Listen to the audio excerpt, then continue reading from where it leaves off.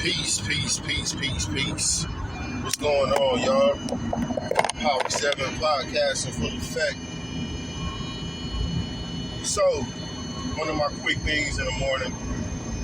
There's been this video circulating, and maybe it's been out longer than I know, but I'm just not picking up on it, where there's a video with the headline, teacher, and it may say black teacher, assault student, and it's a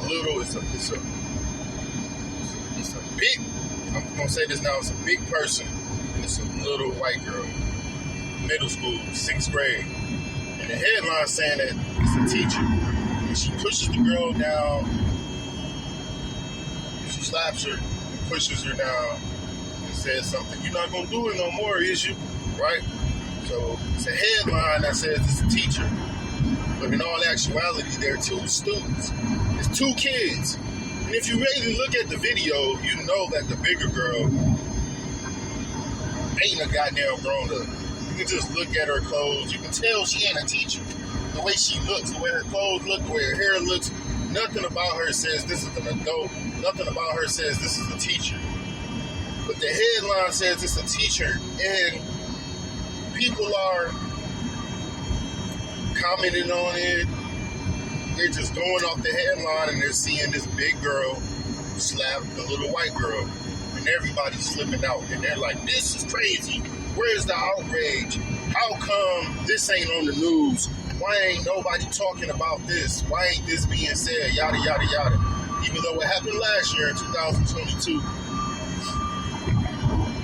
at a middle school, and they both were middle schoolers, but everybody's going off the headline. This is the dangers of social media, because people won't do research for themselves. People will go off the headline, make assumptions, and just assume the worst because of what it says. Half the people that I saw commenting on this never took time to find out what was even going on or what it was. The most despicable part about it is that there were some people, actually not some people, a lot of people, making this thing about race.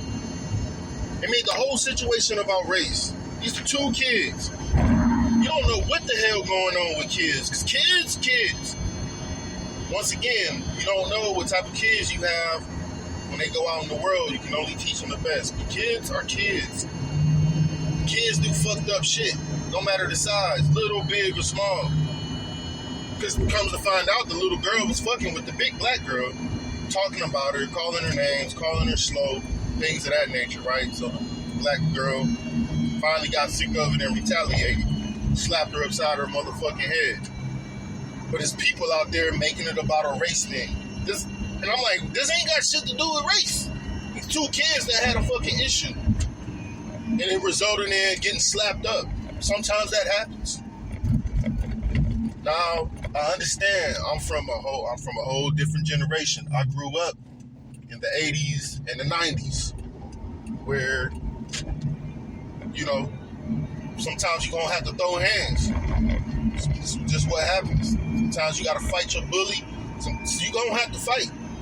And I'm still pro slap the shit out of somebody if you got to. Don't incite it. Don't start it. If you gotta defend yourself, or you gotta let somebody know, however you gotta let them know to leave me alone, I'm all for that. And that happens when you're a kid.